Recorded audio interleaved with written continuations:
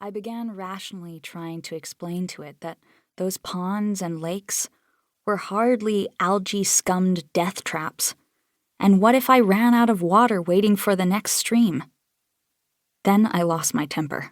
I screamed at it. I accused it of both homicide and suicide. When I left home, I thought we were coming to some kind of rapprochement. Now, I hate it more than I've ever hated anything in my life. "Why?" says the dead boy across the fire. "It didn't kill me." "Nobody asked you," I tell him. He's been showing up more often at night. Voice mushy through his crushed skull, scant bloody blonde hair sticking up like porcupine quills. "You hate what you want to hate, and I'll hate what I want to hate. It's okay. I know he's dead. I know he died in the boar hunt that I was in, my first hunt, the one I thought would let me leave home with a clear conscience. And I know the deaths and maimings weren't my fault. But you'd never know it from the way he talks. He comes and there he goes.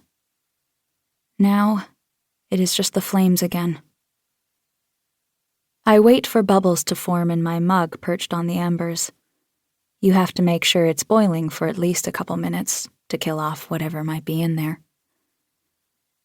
That's the thing about being alone. That's why we tell the kids not to go anywhere alone. Because if something happens, no one can help you. And no one can go for help. And no one will know. What am I doing, for Christ's sake? Why am I here? What was I thinking? "You wanted an adventure," my best friend says just behind my left shoulder, as if the stone itself were speaking. I feel it thrum against my back. I don't turn. That wasn't it. "Yes, it was. You never had one at home, and you thought, I want to be like the kids in the books. I want my own adventure." "Shut up." "How's it going, anyway? Is it like the books?" I'm watching my dinner. Tiny bits of foam are appearing on the flame side. I wrap my hand in the end of my scarf and rotate the mug so it heats evenly.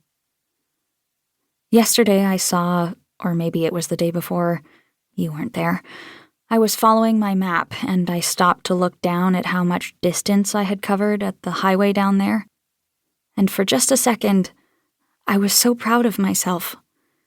Because it was so far below me. Because the view was so beautiful. And I saw people. 10 or 12 people. I was trying to think of what was odd about them, and then I saw it was all men, walking along quietly in a line, and in the middle of the line, there was a cart on 2 wheels, like one of our hand carts but bigger, being pulled by 2 women, naked, bloody. And I stopped moving. I thought, what if I could become part of the rock? I thought if they saw me, you already know what was in the cart. You already know it was a cage. I don't need to tell you that. Henrik's voice says, "Maybe you didn't see it, Reid." Maybe. "Because you're hallucinating a lot now, you know." I know.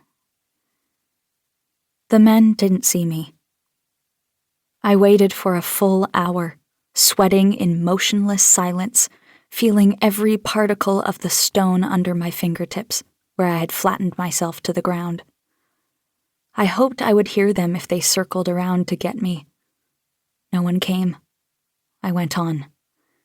I felt like something had broken irreparably inside my head, and I vowed not to think about it again. I fish my mug out of the fire and eat, pausing now and then to allow a tremor to run through my hands. No sense fighting it. Have to let it pass. "Funny you shouldn't object to this," I tell the adversary, which can